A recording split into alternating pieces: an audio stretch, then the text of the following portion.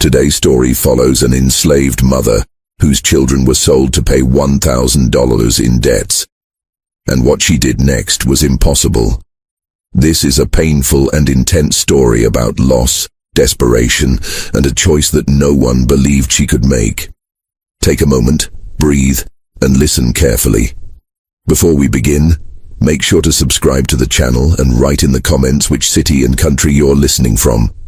Your participation helps keep these stories remembered instead of buried. Let's begin.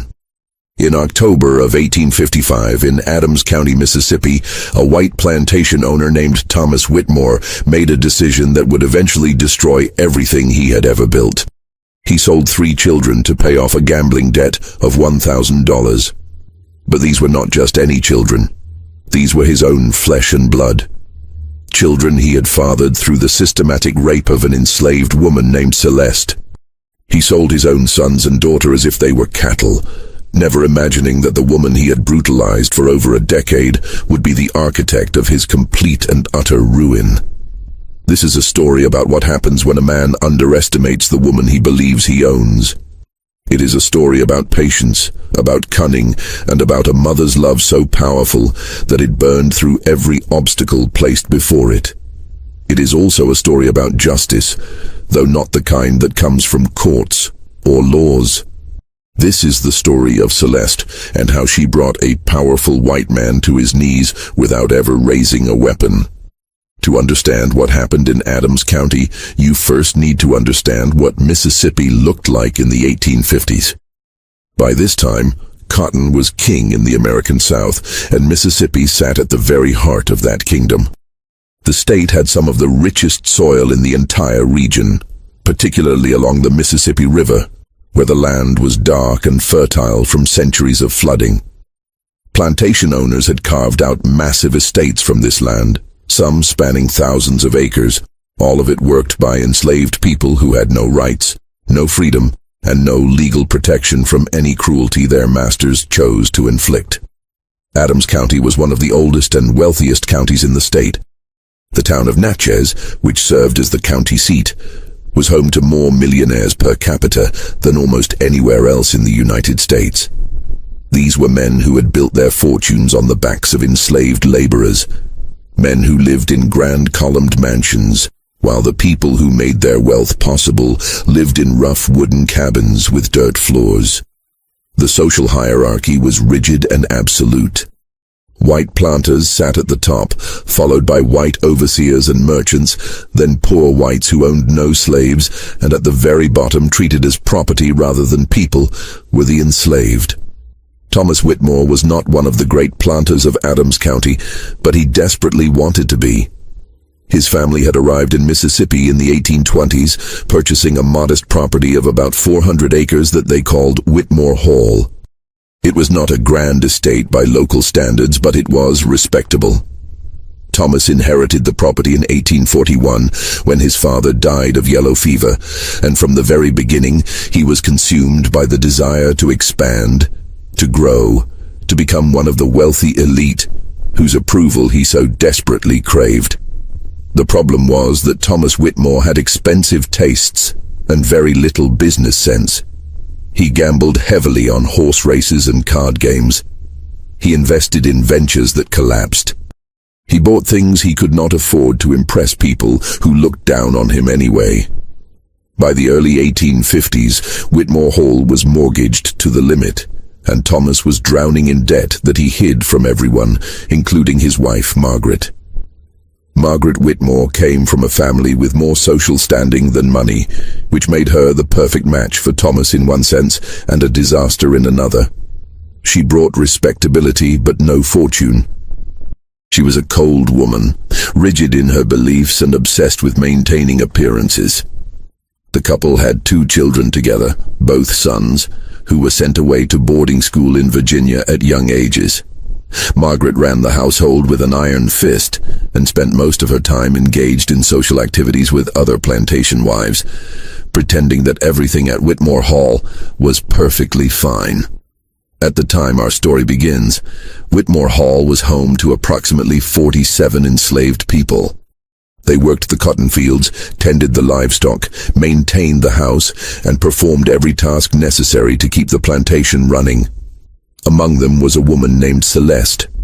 Celeste had been born on a plantation in Virginia around 1822. She never knew her father. Her mother, a woman named Ruth, worked as a house slave and raised Celeste to be quiet, obedient, and invisible.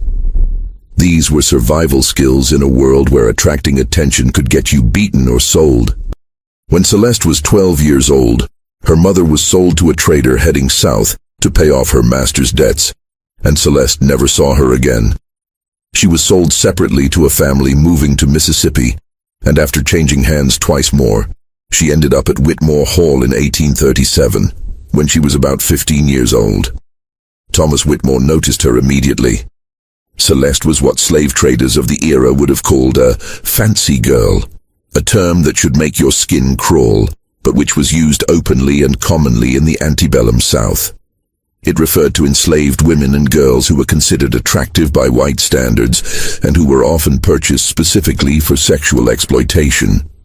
Celeste had light brown skin, which indicated mixed ancestry somewhere in her family line, and features that Thomas Whitmore found appealing.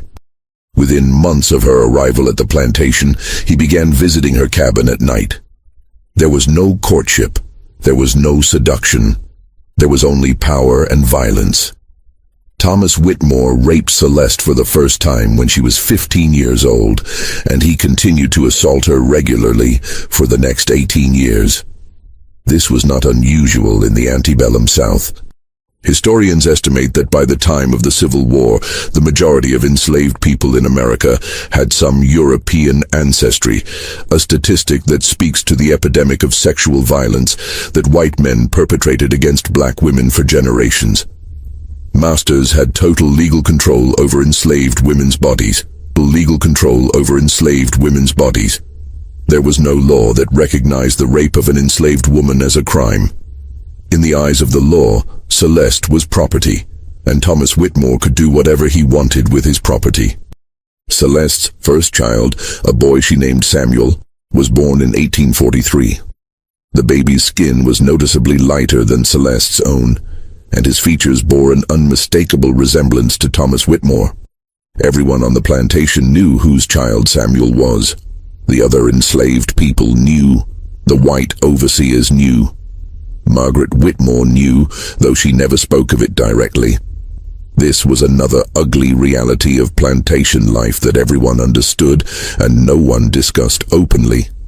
Mixed-race children fathered by white masters were everywhere, living proof of systematic sexual exploitation that polite society pretended did not exist.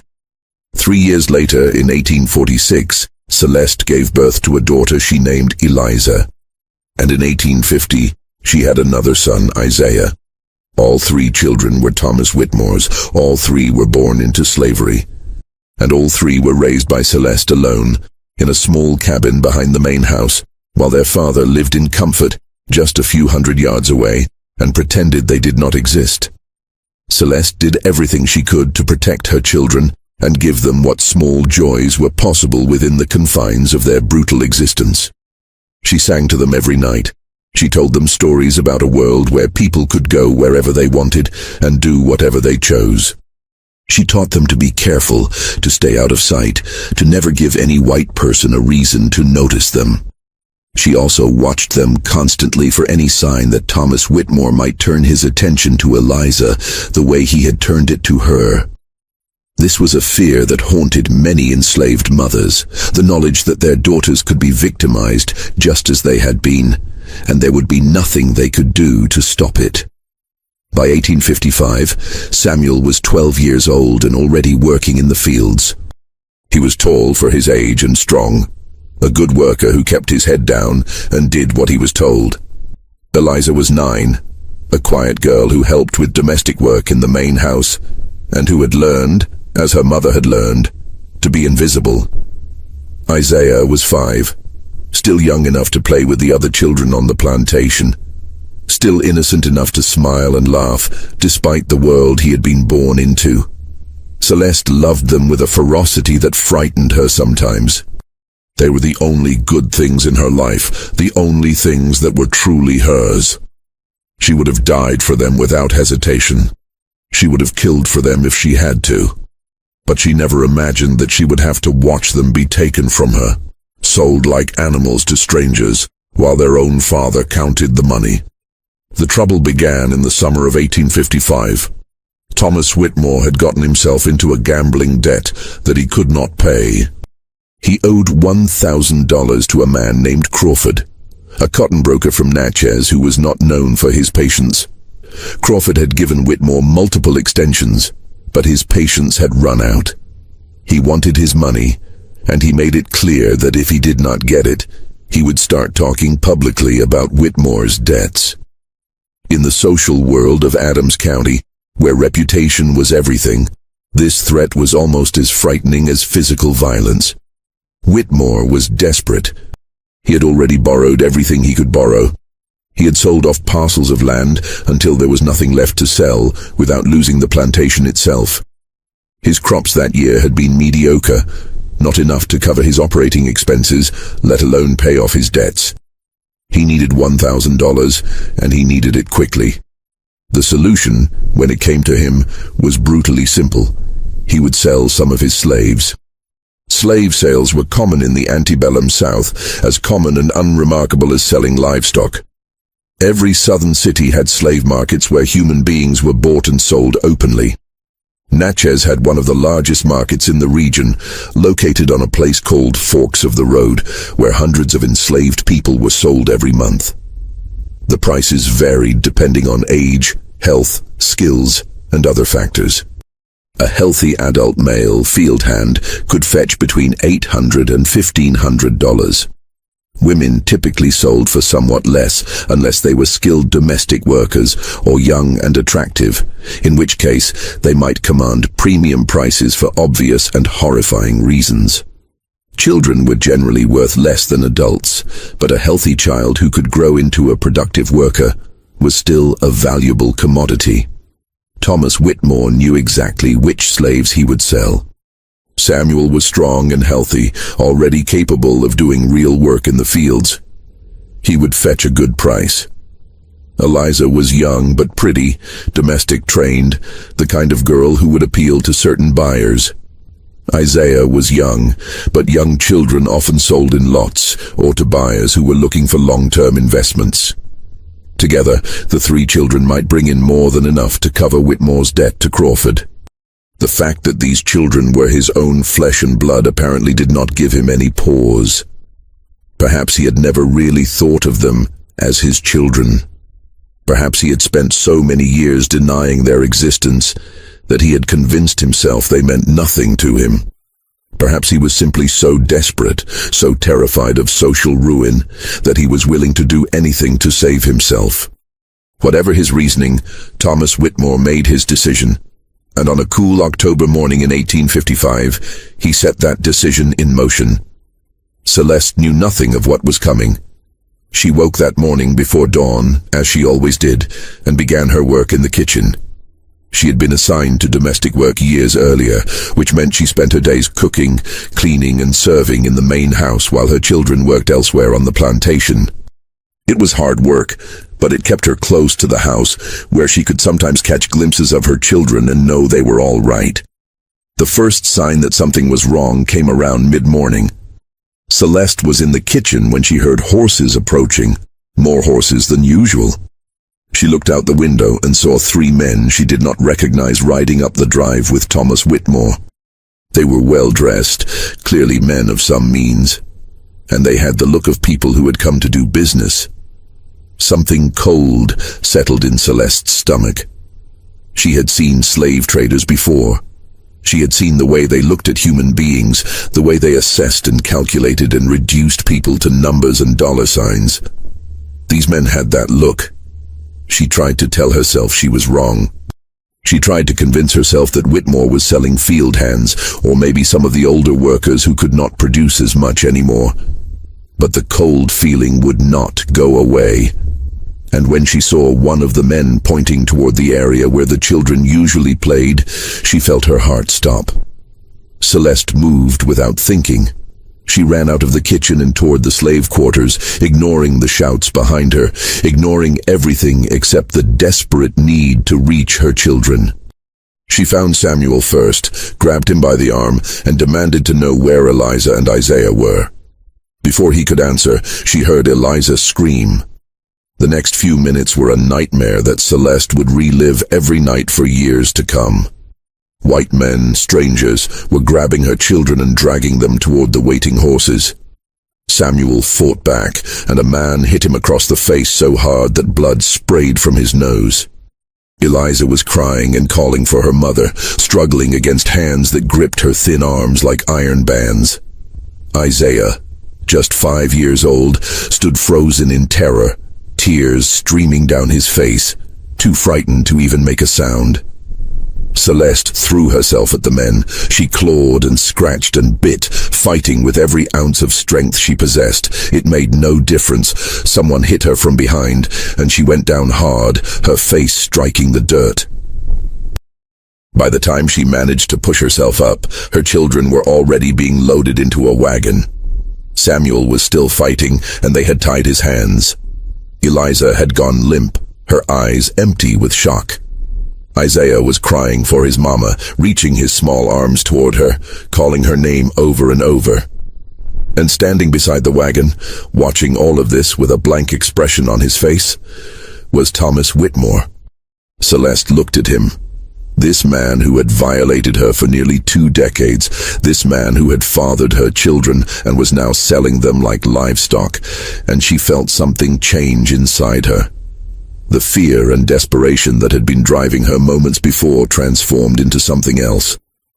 Something cold, something patient, something deadly. She did not scream. She did not beg. She simply looked at Thomas Whitmore, and in that moment she made a silent vow. She did not know how, and she did not know when, but she would destroy him. She would take everything he had. She would make him suffer in ways he could not imagine. And then, when he had lost everything, she would find her children and bring them home. The wagon pulled away, carrying her children down the dusty road toward Natchez, where they would be separated and sold to different buyers. Samuel was sold to a cotton planter from Alabama named Jeremiah Stone. Eliza was purchased by a wealthy family in New Orleans for domestic service. Isaiah, too young to be of much immediate use, was sold cheaply to a sugar plantation in Louisiana, where young children were often worked in the fields almost as soon as they could walk. Within the span of a single morning, Thomas Whitmore had scattered his own children across 3 states. He paid off his debt to Crawford and went back to his life as if nothing had happened. He ate dinner that night in his fine dining room, served by enslaved people who moved silently around him. He slept in his comfortable bed next to his wife Margaret, who asked no questions about where the money had come from. He woke the next morning and went about his business, never giving a second thought to the children he had sold or the woman whose life he had just destroyed. But Celeste was already planning. In the days following the sale, Celeste moved through her duties like a ghost. She cooked and cleaned and served just as she always had. She responded when spoken to and obeyed every command. To anyone watching, she appeared to be a woman who had accepted her loss, who had resigned herself to the reality of her situation. This was exactly what she wanted them to see. Inside, her mind was working constantly, turning over plans and possibilities, looking for weaknesses she could exploit. She had no power, no money, no legal rights. She was property, and everything she did was under the constant surveillance of white people who could punish her for any perceived disobedience. Any plan she made would have to be executed with perfect patience and absolute secrecy. One mistake, one suspicious move, and she would be sold away herself, or worse, beaten until she could no longer think clearly enough to plan anything at all. The first thing Celeste needed was information. She needed to understand Thomas Whitmore's weaknesses, his secrets, the things he kept hidden from the world. She needed to find something she could use against him. some leverage that would allow a powerless enslaved woman to bring down a white plantation owner in a society that was designed to make such a thing impossible. Working in the main house gave her opportunities that field slaves did not have. She was in and out of rooms all day, cleaning and cooking and serving. She overheard conversations that were not meant for her ears. She saw documents left out on desks, letters that arrived in the mail, visitors who came and went. Most enslaved houseworkers learned to be selectively deaf and blind, to protect themselves by pretending not to notice anything. Celeste did the opposite. She began paying attention to everything. At first, she did not know what she was looking for. She gathered information almost randomly, memorizing names and numbers and snippets of conversation without knowing what any of it meant. Thomas Whitmore talked about money troubles with visitors. Margaret Whitmore wrote letters to her sister complaining about her husband's gambling. The overseer reported on crop yields and slave productivity. Business associates came to discuss cotton prices and shipping arrangements. Celeste absorbed all of it, filing everything away in her memory, waiting for something useful to emerge. The problem was that Celeste could not read. Like the vast majority of enslaved people in the South, she had never been taught. In most southern states, it was actually illegal to teach enslaved people to read and write. Slaveholders understood that literacy was power, that a person who could read could access information, forge passes, communicate secretly with others. They kept their human property illiterate deliberately, as a form of control. But Celeste knew that if she was going to find what she needed, she would have to learn. And she knew exactly who could teach her. His name was Solomon. He was an old man, nearly 70, who had worked at Whitmore Hall since before Thomas was born. In his youth, he had been a house slave on a plantation in Virginia, where the master, unusually, had allowed some slaves to learn basic reading and arithmetic. Solomon had learned to read as a child and had kept that knowledge hidden for over 50 years. He was careful, never reading openly, never revealing his skill to anyone he did not trust absolutely. But Celeste had known him her whole time at Whitmore Hall, and she knew his secret. She had seen him once, late at night, reading a scrap of newspaper he had found. He had looked up and seen her watching, and for a long moment, they had simply stared at each other. Then she had turned and walked away without saying a word, and neither of them had ever spoken of it. Now she went to Solomon and asked him to teach her. It was an enormous risk for both of them. If they were caught, the consequences would be severe. Solomon could be sold, beaten, possibly killed. Celeste could face the same punishments. But Solomon looked at her, and he saw something in her eyes that made him agree. Maybe he recognized the rage and determination that burned behind her calm exterior. Maybe he simply understood that some risks were worth taking. Whatever his reasons, he said yes. They began meeting in secret, late at night, in a corner of the barn where they were unlikely to be discovered. Solomon taught Celeste the alphabet, then simple words, then gradually more complex texts. Celeste was a fast learner, driven by a motivation that made her absorb information like dry soil absorbs rain. Within months, she could read basic documents. Within a year, she could read almost anything, though slowly and with effort. Now she could access information that had been closed to her before. She could read the letters that Margaret Whitmore received and left lying around. She could read the business documents in Thomas Whitmore's study when she was cleaning. She could read the receipts and records that tracked every financial transaction on the plantation. And gradually, a picture began to form. Thomas Whitmore was not just struggling financially. He was on the verge of complete collapse. He owed money to almost everyone, from banks to merchants to fellow planters. He had borrowed against the plantation itself, meaning that if he defaulted on his loans, he could lose everything. His cotton yields had been declining for years, in part because he refused to invest in proper land management, and in part because he worked his enslaved laborers so hard that their productivity was dropping from exhaustion and illness. His wife Margaret had a small inheritance that was kept separate from his finances, but even that was not enough to save him. Thomas Whitmore was a drowning man, and he was pulling everyone around him under. This was useful information, but it was not enough. Financial troubles might embarrass Whitmore, but they would not destroy him. Planters went into debt all the time. Many of the great fortunes of the South had been built on borrowed money.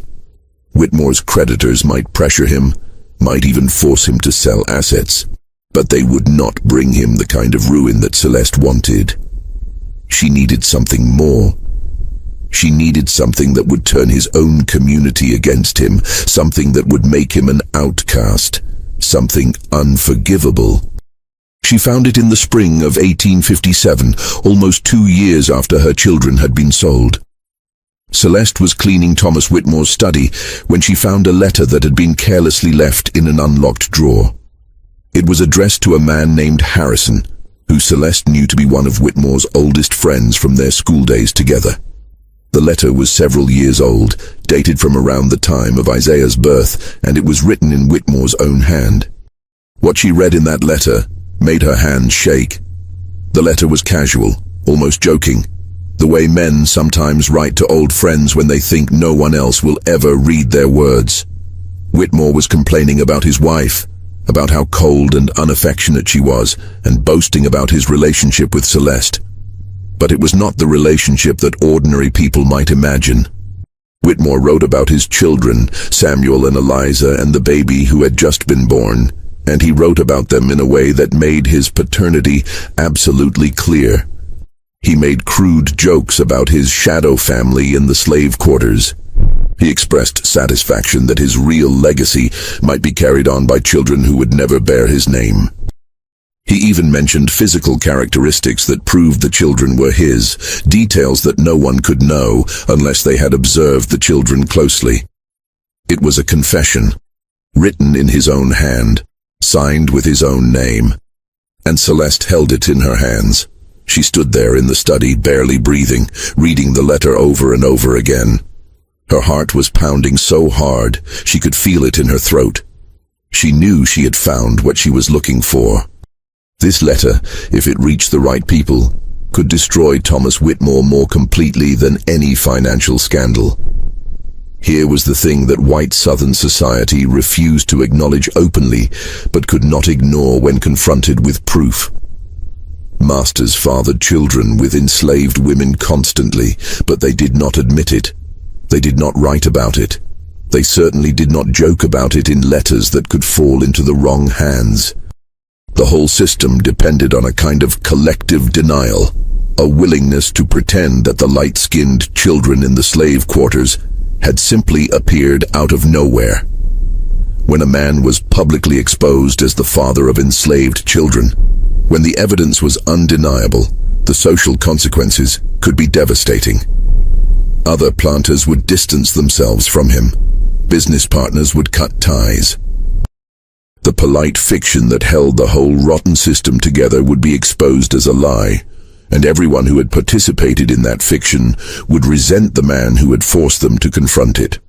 But the financial implications were even more significant. Thomas Whitmore had not just fathered children with an enslaved woman. He had sold those children.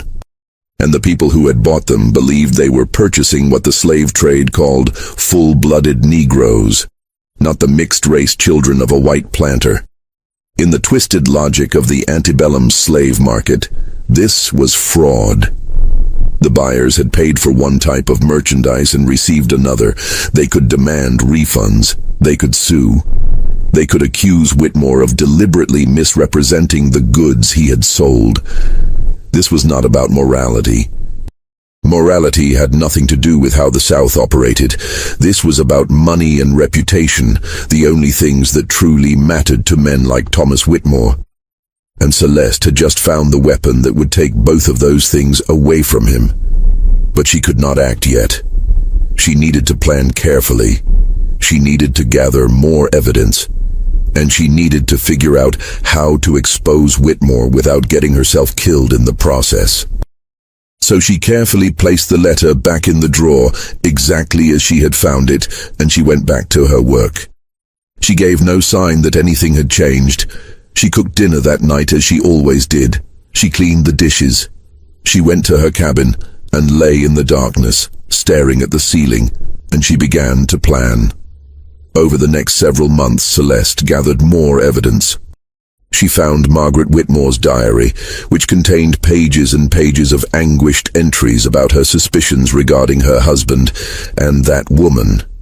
Margaret had never confronted Thomas directly, had never spoken about it openly, but she had written everything down in her private journal.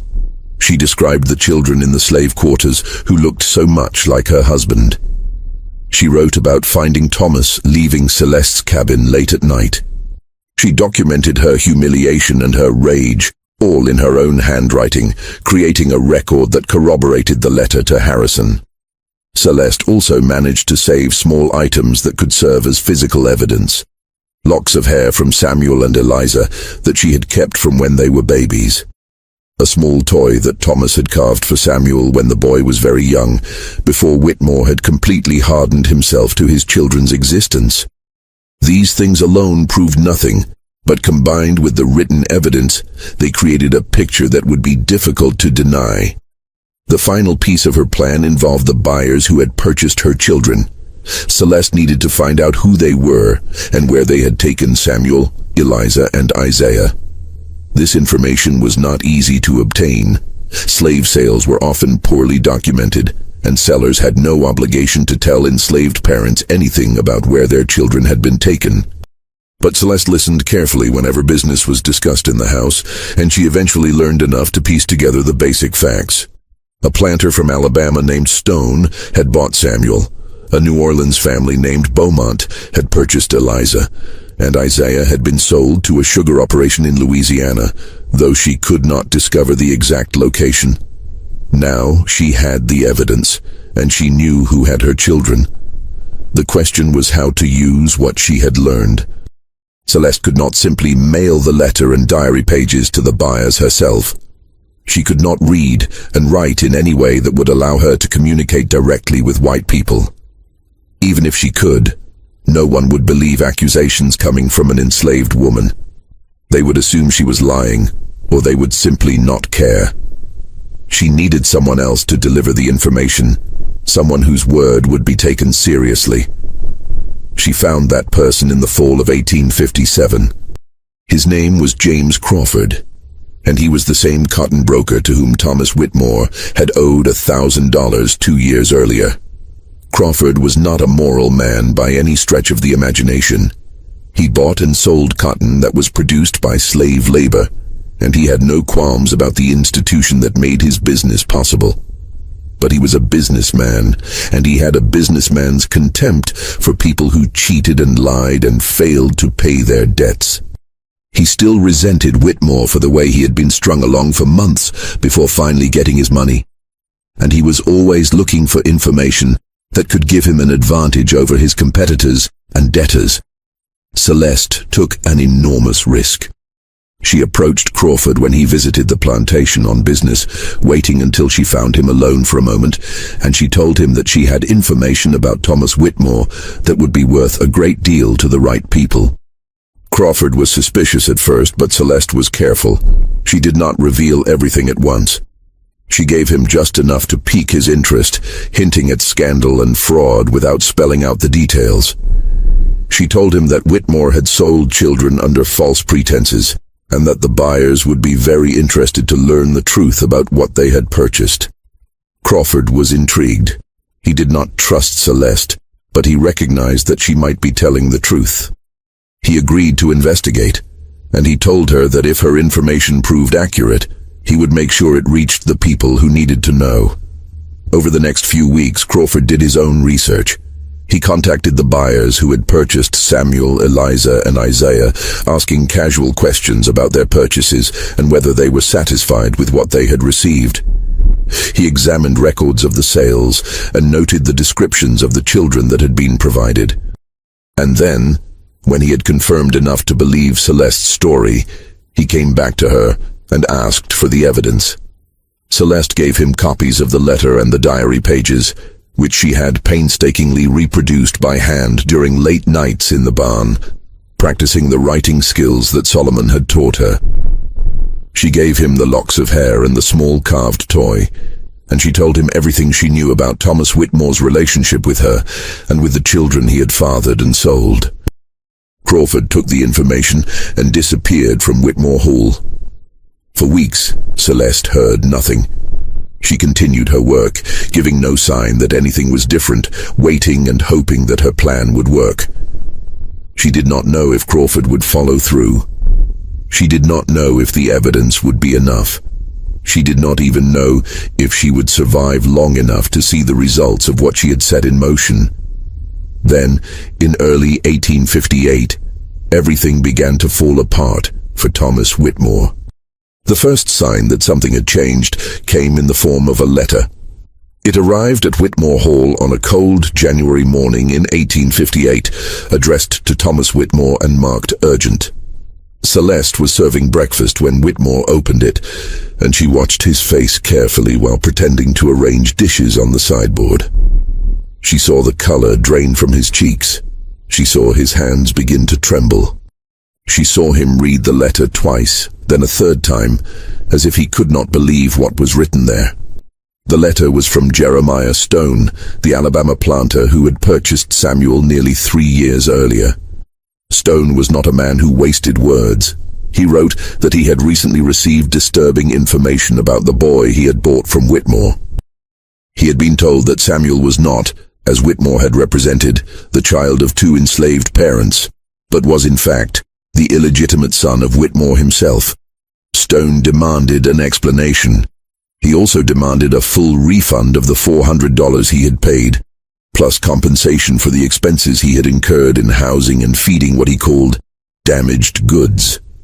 Thomas Whitmore put down the letter and stared at nothing. His wife Margaret asked him what was wrong, and he told her it was nothing, just a business matter. But Celeste could see the fear in his eyes. She could see him beginning to understand that something terrible was happening, something he could not control. Over the next few weeks, more letters arrived. The Beaumont family in New Orleans, who had purchased Eliza, wrote with similar accusations and similar demands. They were even angrier than Stone had been. They had bought Eliza to serve in their household, to attend to their daughters and help with domestic work. Now they had learned that she was the half-sister of their own children's playmates, the daughter of a white man who had sold his own flesh and blood. The social implications horrified them. What if someone found out? What if their friends learned that they had an enslaved girl in their house who shared blood with the white planter class? They wanted their money back immediately, and they wanted Whitmore to take the girl back before the scandal could spread. The sugar plantation in Louisiana that had purchased Isaiah did not bother with letters. They sent a representative directly to Adams County, a hard-faced man who arrived at Whitmore Hall and demanded to speak with Thomas privately. Celeste did not hear what was said in that meeting, but she saw Whitmore afterward. He looked like a man who had just been told he was dying. The news spread through Adams County with the speed of a wildfire. James Crawford, true to his nature, had not kept the information to himself. He had shared it with business associates, who shared it with their friends, who shared it with their wives, who spread it through every parlor and drawing room in Natchez. Within weeks, everyone knew. Thomas Whitmore had fathered children with an enslaved woman.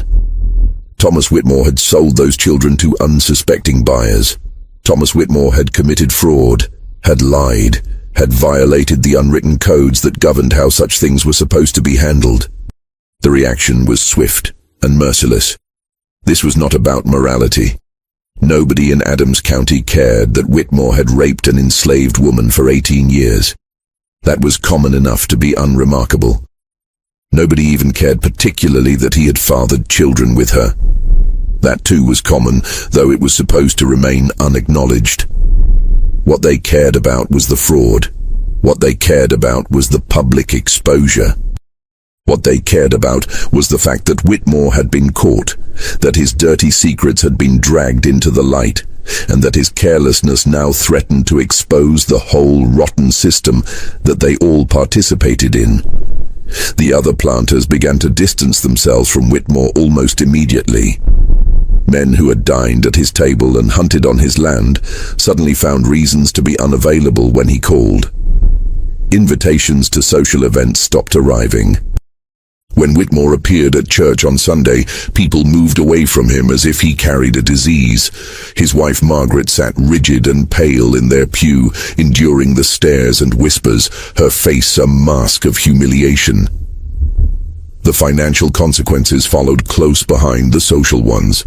Whitmore's creditors, who had been patient with him for years, suddenly demanded immediate payment of all outstanding debts. Banks that had extended him credit called in their loans. Business partners who had been willing to overlook his gambling and his financial mismanagement now wanted nothing to do with him. Within 3 months, Thomas Whitmore went from being a struggling but respectable planter to being a pariah who could not borrow money from anyone. The buyers of his children made good on their threats. Jeremiah Stone filed a lawsuit in Alabama, demanding not only a refund, but additional damages for fraud and misrepresentation. The Beaumont family did the same in Louisiana. The sugar plantation joined the legal action, and suddenly Thomas Whitmore was facing litigation in 3 different states, with potential judgments that would far exceed anything he could pay. But the worst blow came from inside his own house. Margaret Whitmore had spent years pretending not to know about her husband's relationship with Celeste. She had buried her suspicions, swallowed her humiliation, and maintained the facade of a respectable marriage because that was what women of her class and time were expected to do. But now her private shame had become public knowledge. Everyone knew. Her friends knew. Her family knew. Her children, away at school in Virginia, would eventually hear the gossip. Everything she had worked so hard to hide had been exposed, and she was forced to confront a truth she had spent years denying. Margaret did not handle it well. In the spring of 1858, she began showing signs of what people at the time would have called nervous collapse. She stopped eating. She stopped sleeping. She would sit for hours staring at nothing, or she would fly into sudden rages, screaming at servants and throwing things. She became obsessed with the idea that everyone was laughing at her, that she had become a joke, that her entire life had been a lie. Her sister came from Virginia to care for her, but Margaret only grew worse. By summer, she had stopped speaking coherently. She would mutter to herself about children and blood and lies, and sometimes she would laugh for no reason at all. In August of 1858, Margaret Whitmore's family had her committed to the Mississippi State Lunatic Asylum in Jackson. She would spend the rest of her life there, never recovering her sanity, never returning home. The woman who had spent so many years maintaining appearances had finally been destroyed by the truth she had refused to face. Thomas Whitmore was now alone. His wife was gone. His legitimate children, informed of the scandal, refused to communicate with him. His friends had abandoned him. His creditors were circling like vultures, and the lawsuits from Alabama, Louisiana, and the sugar country were grinding forward, promising to take whatever he had left. Celeste watched all of this from the shadows. She continued her work in the house, cooking and cleaning and serving, giving no sign that she had any connection to the catastrophe that was engulfing her master. If anyone suspected that she was responsible, they did not say so. The idea that an enslaved woman could have orchestrated such a complex scheme of destruction would have seemed absurd to most white people of the time. They could not imagine that someone they considered property could be capable of such intelligence, such patience, such ruthless determination. But Celeste was not finished yet. In the fall of 1858, Whitmore Hall was put up for sale to satisfy Thomas Whitmore's debts. The plantation, the house, The equipment and all of the enslaved people were to be auctioned off to the highest bidder. This was the moment Celeste had been waiting for, but it was also the moment of greatest danger. If she was sold to a new owner, she might end up anywhere. She might be taken far from Mississippi, far from any hope of finding her children. She might be separated from everything she had worked for over the past 3 years. She had one more card to play. James Crawford, the cotton broker who had helped spread the information about Whitmore, had become something unexpected over the past year. He had become, if not an ally, then at least a useful contact. Crawford had profited handsomely from Whitmore's downfall, buying up his debts at a discount and positioning himself to acquire choice pieces of the Whitmore estate at the auction. He was not a good man, but he was a practical one, and Celeste had proven herself to be a valuable source of information. She approached Crawford one last time, a few weeks before the auction. She told him that she wanted to be free. She told him that she had more information about other planters in the county, secrets she had overheard during her years of service in the Whitmore house. She could be useful to him, she said. She could continue to gather information, continue to provide him with advantages over his competitors. All she wanted in return was her freedom. Crawford considered the offer. He was a businessman, and he recognized a good deal when he saw one. An enslaved woman who could read, who had proven herself capable of gathering and using sensitive information, who had connections throughout the domestic slave networks of Adams County. Such a person was worth far more free than enslaved. If he bought her and set her free, she would owe him.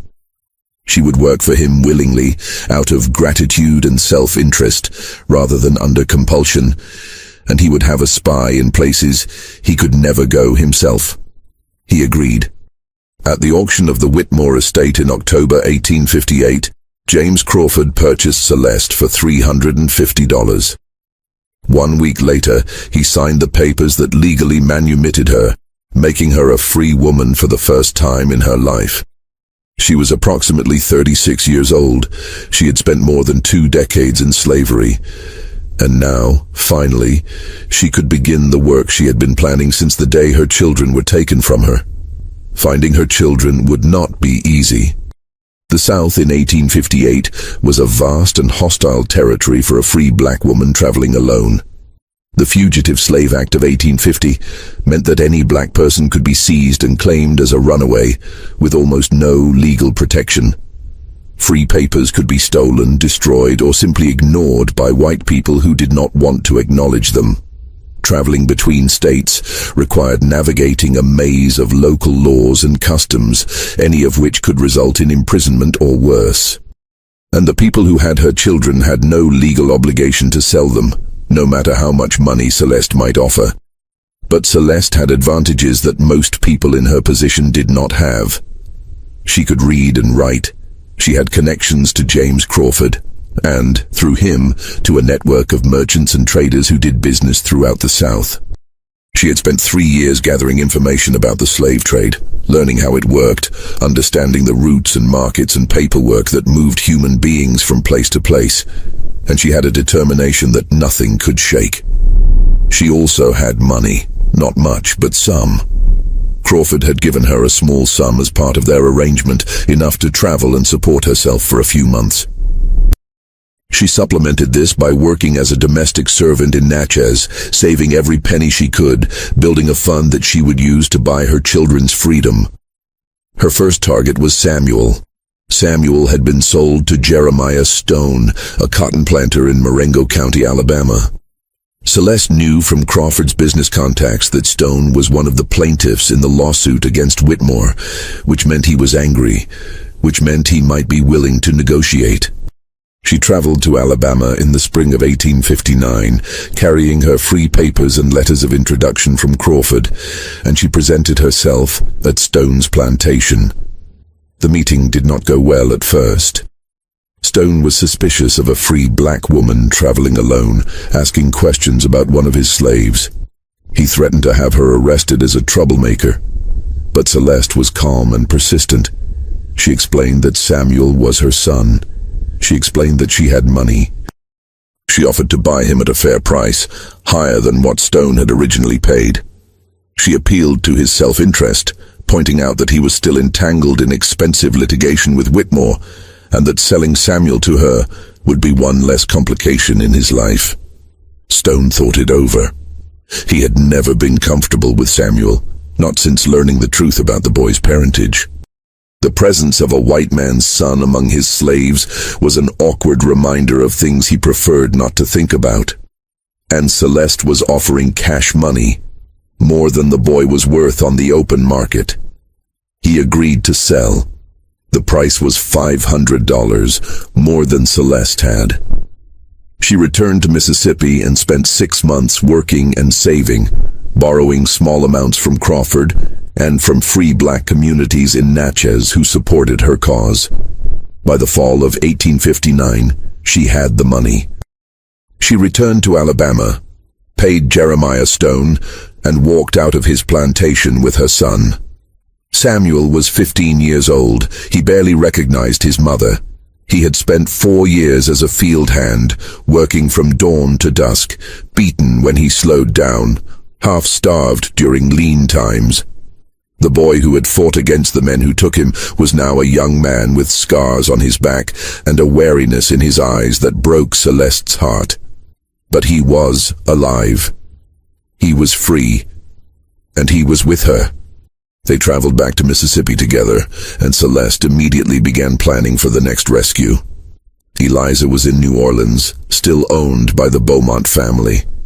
This would be more complicated. New Orleans was a large city with a complex slave market, and the Beaumonts were a wealthy family who might not want to sell. But Celeste had learned from her first success. She knew that patience and persistence could overcome obstacles that seemed impossible. She traveled to New Orleans in early 1860 and spent weeks gathering information about the Beaumont household. She learned their routines, their financial situation, their social connections. She learned that Eliza had become a skilled seamstress, which made her more valuable, but also that the family was preparing to move to France to escape the growing tensions over slavery that were dividing the country. They would not want to take their slaves with them. They would be looking to sell. Celeste positioned herself as a buyer. She used Crawford's connections to present herself as a representative of a free black community in Ohio that was looking to purchase enslaved people and bring them north to freedom. It was a story that was plausible enough to be believed, and it gave her a cover that protected her from too many questions. The Beaumonts agreed to sell Eliza for $600. It was more money than Celeste had ever seen in one place, but she had been preparing. She had saved. She had borrowed. She had done everything necessary to have the funds ready when the moment came. In March of 1860, Celeste bought her daughter's freedom. Eliza was 13 years old. She was thin and quiet, with eyes that seemed too old for her face. She had spent nearly 5 years serving in the Beaumont household, learning to sew and clean and make herself useful, learning to be invisible the same way her mother had learned decades before. When Celeste found her and told her who she was, Eliza did not cry. She did not speak. She simply stared at her mother for a long moment, and then she nodded, as if she had always known this day would come. Now Celeste had 2 of her children, but Isaiah was still missing. Finding Isaiah was the hardest task of all. He had been sold to a sugar plantation in Louisiana, but Celeste had never been able to determine exactly which one.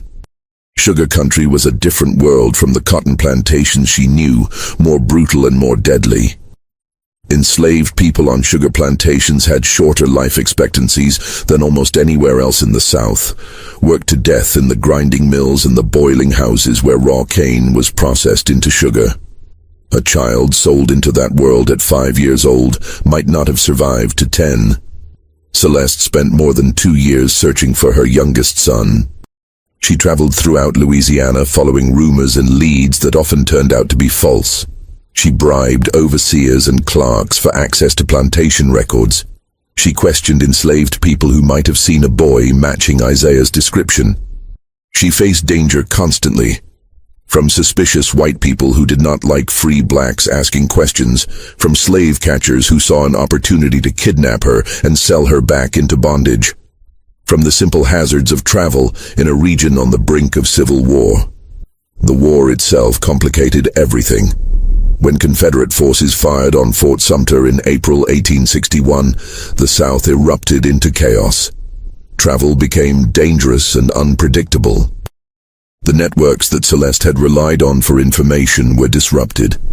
Many of the people who had helped her were now focused on survival, rather than the concerns of one woman searching for her child. But Celeste did not give up. She could not give up. She had not come this far, had not destroyed a powerful white man and freed herself and rescued 2 of her children, only to abandon the 3rd. Isaiah was out there somewhere, and she would find him or die trying. She found him in the spring of 1863. Isaiah was on a plantation called Belle Terre, about 50 miles west of New Orleans. He was 12 years old. He had survived 8 years in the sugar fields, which was remarkable in itself. But survival had come at a cost. Isaiah was small for his age, malnourished and scarred. He walked with a limp from an old injury that had never healed properly. And when Celeste finally found him and told him who she was, he did not know her. He had been 5 years old when he was taken. He had no memory of his mother's face, no memory of her voice, no memory of the songs she used to sing to him at night. For Isaiah, Celeste was a stranger, a woman who appeared out of nowhere claiming to be his family. He was suspicious and frightened and angry, all at the same time. But Celeste was patient. She had spent years being patient. She could wait a little longer. The purchase of Isaiah's freedom was different from the others because of the war. Belle Terre was in Union-occupied territory by the spring of 1863, and the Emancipation Proclamation had theoretically freed all enslaved people in Confederate states. But the reality on the ground was more complicated. Many enslaved people were still held in bondage by masters who refused to acknowledge the proclamation. Many others had fled to Union lines and were living in contraband camps, free in name, but struggling to survive. The legal status of people like Isaiah was unclear, and the plantation owners were doing everything they could to maintain control over their workforce. Celeste did not try to buy Isaiah. Instead, she went to the Union officers who were administering the region and she told them her story. She showed them her free papers and the papers for Samuel and Eliza. She told them about Thomas Whitmore and what he had done, about the sale of his own children, about the systematic fraud and cruelty that had defined his life. And she asked them to help her retrieve her son. The officers were moved by her story. Perhaps they recognized the propaganda value of a narrative that illustrated the horrors of slavery so perfectly. Perhaps they were simply decent men who wanted to do the right thing. Whatever their reasons, they sent soldiers to Belle Terre, and they brought Isaiah out. Celeste held her youngest son for the first time in 8 years. He was stiff in her arms, uncertain, still unable to believe that this was real. But she held him anyway, and she whispered to him that everything would be all right now. She told him that she had been looking for him for so long. She told him that she would never let him go again. It took months for Isaiah to trust her. It took years for him to begin to heal from what had been done to him. But Celeste was patient. She had always been patient. And slowly, carefully, she rebuilt the family that Thomas Whitmore had tried to destroy. As for Whitmore himself, his story ended exactly as Celeste had planned. After the sale of his plantation and all his property, Thomas Whitmore was left with nothing. The lawsuits consumed whatever remained of his assets. His creditors took everything they could take. He moved into a boarding house in Natchez, where he lived in a single room and drank himself into oblivion day after day. The man who had once dreamed of being one of the great planters of Mississippi was now a penniless drunk who could not walk down the street without people pointing and whispering. The war finished what Celeste had started. When Union forces occupied Natchez in 1863, Whitmore lost even the small income he had been making from investments in Confederate bonds.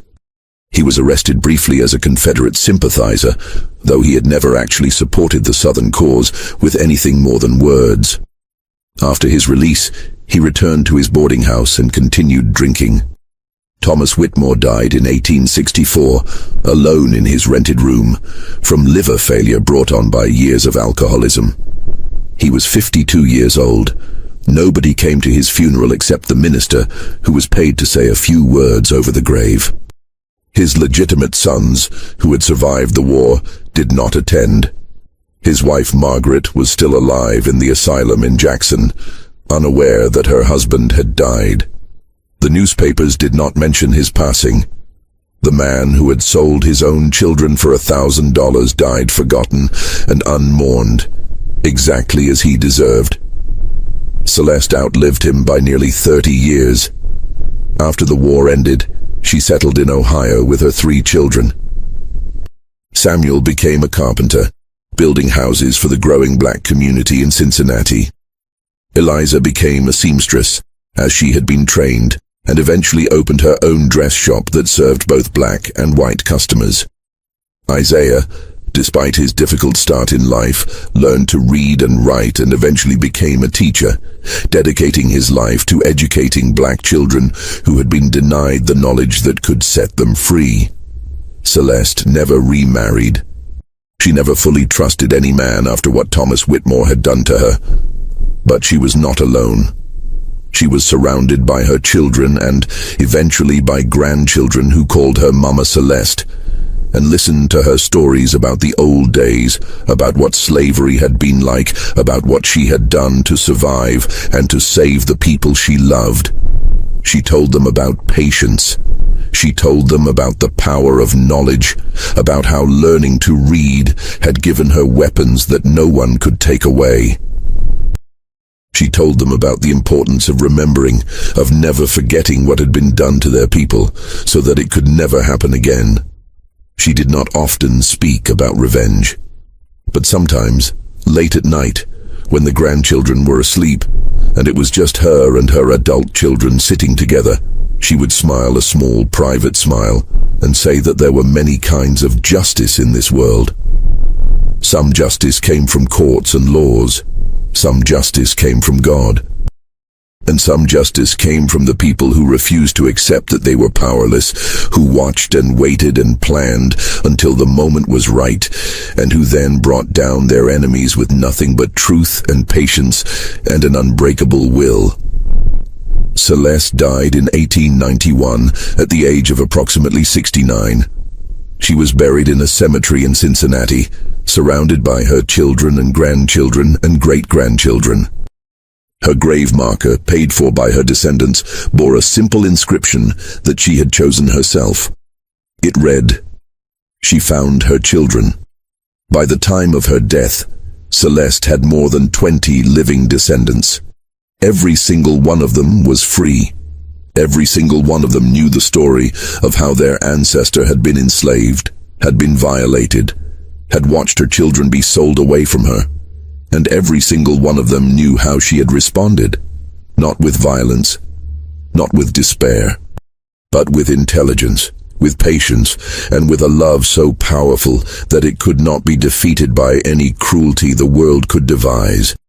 Thomas Whitmore had believed that he could do anything to Celeste because she was his property, because the law said she had no rights, because the entire structure of Southern society was built to protect men like him and crush women like her. He was wrong. The system that seemed so powerful, so permanent, so impossible to challenge, was built on lies and cruelty and the systematic denial of human dignity. And systems built on such foundations are always more fragile than they appear. Celeste understood something that Whitmore never did. She understood that power is not always visible. It does not always come from wealth or weapons or legal authority. Sometimes power comes from knowing what your enemy wants to hide. Sometimes it comes from patience, from the willingness to wait years for the right moment. Sometimes it comes from love, from the desperate determination of a mother who will move heaven and earth to save her children. The enslaved woman that Thomas Whitmore thought he owned turned out to be the architect of his destruction. The children he sold like livestock grew up to be free citizens of a nation that had abolished the institution that once held them in chains. The family he tried to scatter across 3 states came back together and built a legacy that would outlast his name by generations. Some debts are not paid in money. Some debts are paid in ruin. And some chains, the chains of determination and love and righteous anger, are strong.